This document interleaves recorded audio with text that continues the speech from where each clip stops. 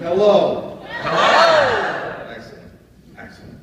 I'm so honored to be here. This is a great venue to be here. It's a great place to be. It's a great topic to talk about. I'm passionate about everything that I've heard today. I'm excited to be able to share it. I'm excited to have been asked to be here to share some of my story. So we're going to have some fun. It's one thing to hear myself talk for a long period of time. I get sick of myself, so I won't fall asleep when I talk, but I'm kind of zoning out. But I'm more interested in the questions after. The way we learn from each other, and we've had some experiences already today, is by asking and answering the hard questions. So I am going to talk, I'm going to share some stories about being a person with a disability and a career, some stories about overcoming some obstacles that you may be thinking about right now. And so I'm going to pre-answer those in the conversation that we're going to have. I'm going to talk about meeting people for the first time because that can be quite stark as a person with a disability. I'm going to share all these stories with you in hopes that at the end of this, whether we meet outside, we meet in our future, or you ask a question publicly at the end of this, that we're able to start a dialogue, because it's the dialogue and the relationships that will facilitate future opportunities for all. And so that's why we do this, and I'm excited about that. I want to start out the way I start out with a lot of high school students. When you get a gymnasium full of 1,000 high school students and they don't know what to do, and maybe they're looking at their phone, or maybe that they're paying attention to me, but as soon as I sort of waddle up on stage, they're paying attention to me. And I ask them this question. Raise your hand. How many of you people looked in the mirror before you left your hotel room or your house this morning? Raise your hand.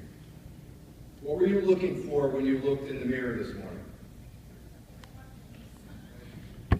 I'm sorry? Lint? All right, you threw me right off of lint. Okay, lint. Anybody else? Make sure my eyes are clear. Eyes are clear. All right, that's a good one. Somebody else? Lipstick. Lipstick? I did not put my lipstick on. I forgot this morning. Hair? How many people look for their hair? It's in place. Clothes? The clothes match? What are you doing before you're leaving the house, right before you go to work or you go out in your day, into the busy day and meeting other people? What are you doing when you're looking for all of these things? You're looking for what's wrong with you right before you begin your day, aren't you? You're not looking at yourself and saying, I'm my best friend. You're looking at saying, man, my hair's out of place. I've got lint on. I've got something wrong with me. You're not starting your day with the right mentality, are you? But if you went to your best friend, your spouse, your mate, your lover, whomever, the very best friend in your life, and you ask them, how do I look this morning? What are they going to say? Great. Exactly. Why is that? Unconditional. There's some funnier answers, but the reality is unconditional love. Your best friend, your spouse, your mate has stopped looking at what's wrong, clothes don't match, lint on your jacket, whatever it is. They've accepted and loved the person that you are on the inside. Tomorrow morning, next Monday morning, whenever it is, when you leave your house, you start your day, you're going to tackle some of these HR hurdles that you have in front of you. Just before you leave the house, I want you to look in the mirror, and I don't want you to see what's wrong with yourself. Right after that, I want you to say, what does my best friend see? What is it about me that my best friend loves the most? And then leave the house and tackle your day knowing what it is that your best friend loves about you. Why do I ask you to do this? Because for the longest time, I could not look at myself in the mirror. I was uncomfortable with what I look like, how I project. I've been in video production for 20 years. Uncomfortable with how I look on video. But through a series of events, opportunities, meeting people for the first time, and conversations with the people that care about me the most, I realized, you know what? It doesn't matter what I look like, it matters what's inside. And if I can take that into the business world, into the job environment, into a sales environment, I can succeed. So it's been a long time in learning, but I'm proud to be able to share that with you. I want you to try that exercise for yourself Monday morning, and you'll see how your day will improve. I want to share some stories with you about meeting people for the first time, as I said, and I'm going to get into that, but I want to sort of take a step back and explain a little bit about who I am. I'm proud of who I am. I am a graduate of Syracuse University. It's the first thing I say to everybody because I'm proud to be Orange, and I share that with everybody, and it will lead into a lot of the stories that I'm going to talk about. But I graduated Syracuse University with a degree in television, radio, film management in 1990, and I'm proud of that affiliation. I am a small business owner. I left my 20-year television career to start my own small business. And if the slide will go up for a minute, the business is called Our Ability. I left public broadcasting to take the video production unit outside to be able to raise money towards Our Ability. At Our Ability, we are a for-profit company. We mentor, connect, and inspire people with disabilities towards education and employment. We are also only 3 years old, but 3 years ago I decided, you know what, we can mentor people with disabilities because you know what, I had nobody that was a role model for me when I was 16, when I was 20, when I was 24 struggling to get a job. I needed a role model. And Our Ability is a place that we can tell video stories about people with disabilities, but we can also do one-on-one mentoring. We can do HR training. We do disability etiquette training. And we're excited about the work that we're doing, helping people with disabilities towards education and employment. It's so very important. So I'm proud to be able to share that with you. One of the things that we're doing right now that's really exciting is, you know, if I stand by net, you can't see me. I'm like a voice. It's kind of creepy. It's like Oz. One of the things that we're doing right now is we're investing our own resources in to be able to build a portal for people with disabilities nationally to upload their information.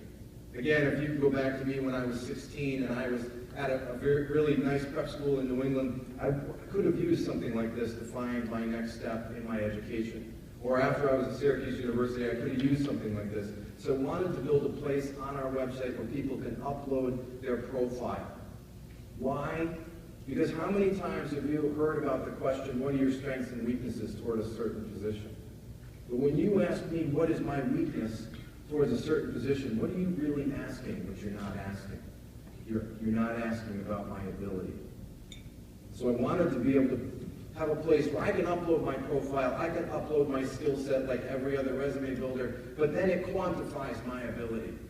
And so that businesses out there can then search by ability. So you might need a salesperson if you're a pharmaceutical company. You can go in there and you can say sales or public speaking, X amount of years, and those names pop up. Because you know it has to be about ability. It has to be about mentoring. So at Our Ability, we're proud to be able to build networks of people with disabilities towards education and employment. It's so important. I'm proud of what we do. I am active in my community, I'm active in my church, I'm proud of those things. I am also married. Andrea and I have been married for 20 years, and I share that with you because that is one of those unasked questions you will not ask me unless I bring it out. Did he find somebody? Does he have that mate? Does he have that spouse? Andrea and I have been married for 20 years, and I share that with everybody because I am proud of it. We have 3 kids. We have a 24-year-old son, so you can do the math on the 20-year-old marriage and figure that one out.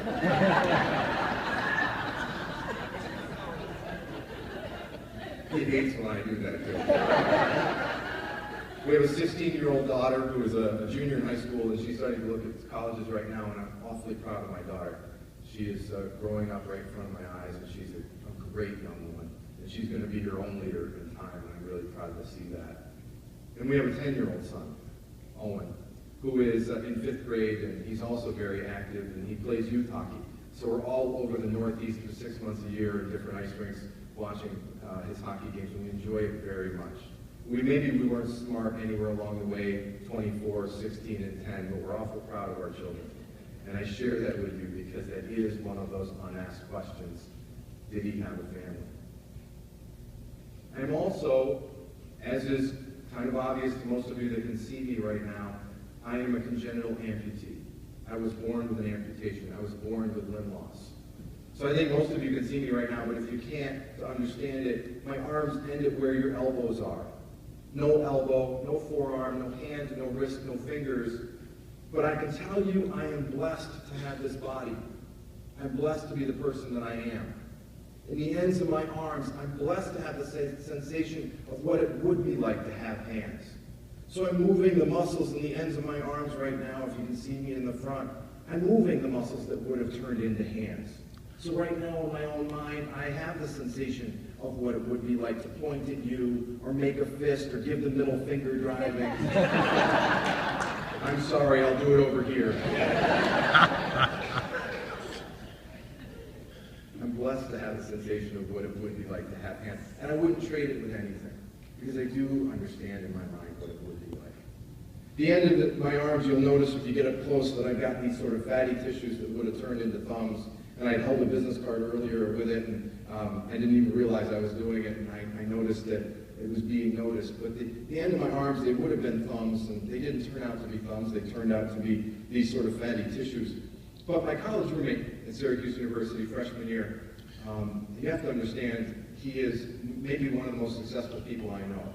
He's in the top 4 in NFL films in Philadelphia. He's very well off and well respected in his field, and a very good friend of mine. Well, he heard about me freshman year at Syracuse University. We're 18 years old. We'd gotten on campus, and he wanted to see me. And so what he did is he knocked on my bedroom door, and he opened up the bedroom door, and he said hello, and he looked me up and down, and he sort of walked out. Didn't really ask me any questions necessarily, but must have heard a rumor I looked a little funny. But he looked me up and down, and okay, whatever. Knocks on the door again 15 minutes later, and Pat walks in, and he goes, "John, I just wanted to take a look at you again." I said, "Okay, this is getting weird now." He goes, "I really want to come up and touch that thing on the end of your arm. Is that okay?" I didn't even have a chance to say yes, and he comes right on over, and he starts to touch the thing on the end of my arm lightly, but then not so lightly. And then he has this sort of perverted smile on his face. He's folding it over, and he's twisting it, he's mutilating it. He's trying to take it off my person. "That feels so weird, John." He goes, "That feels like a marshmallow." I said, "A marshmallow?" He goes, "Yeah, that's the marshmallow." So we have called this thing the marshmallow ever since that day freshman year. My kids, his kids, our future grandchildren, we still get together all the time. This is the marshmallow. Then he grabs it and he starts inspecting it. He's like, "Look at the scar tissue around the marshmallow, John." I said, "Yes, I know, I've had it my whole life." "No, you haven't." He goes, "Look at that scar tissue. Clearly your parents must have had that surgically attached to you after you were born." "When did they have it surgically attached after you were born?" "Pat, what on earth are you talking about?" "John, I've seen TV shows. They do this all the time. They attach things." I said, "Pat, I swear to you, I've had it ever since. See it move, see it move." "No, I don't believe you." We lived together 3.5 years. Very best friends. Senior year, graduation night, the night before graduation, we have a big party in our house, and we're living with 8 guys at this time, and we have our siblings that have come to the party, and our parents have come to the party, so we've got 50 or 60 people in this house, and all of a sudden I'm paying attention to Pat because he's got my mom and dad cornered in the corner. He's finally worked up the courage after 3.5 years, and I hear him whisper, "Mrs. Robinson, tell me the truth. When did you have the marshmallow surgically attached to your arm?" "Mom, she's great. Pat, I'm going to tell you a secret. Don't you ever tell John this. We did have it surgically attached after he was born." Pat comes running right over and tackles me and throws me on the ground and starts pinching the marshmallow and says, See? I looked up from the floor and I said to my mom, "Mom, why on earth did you tell him that?" She said, "I had to. It was so much fun. He believed it." He still believes it. My legs are different altogether. They're the lower part of your leg. I have a foot facing forward. Thank goodness I can ambulate.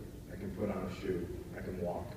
You've seen congenital amputees that have had their foot amputated because they're backwards at birth. So I'm very lucky to be able to walk and stand here. I'm very lucky to be proportional. I've got a foot, ankle, lower part of my leg, but no knee and no upper part. And if you see an x-ray of yourself where your hip, ball, and joint are supposed to fit nice and snug together, if you see an x-ray of me, mine do not. There's about a 2-inch gap between where my pelvis is and where the bone in my leg is. And there's nothing holding it together. And that's created a very interesting and painful dynamic. The interesting dynamic is this, that when I was in college freshman year, I was 3 feet 11 inches tall, or 9 3/4 Budweiser cans tall, because we had to test it repeatedly. Just in case I shrunk overnight. Of course, when you have 9 beers, you do kind of shrink overnight. Today, as I stand here, I'm 3 feet 9 inches tall. So I've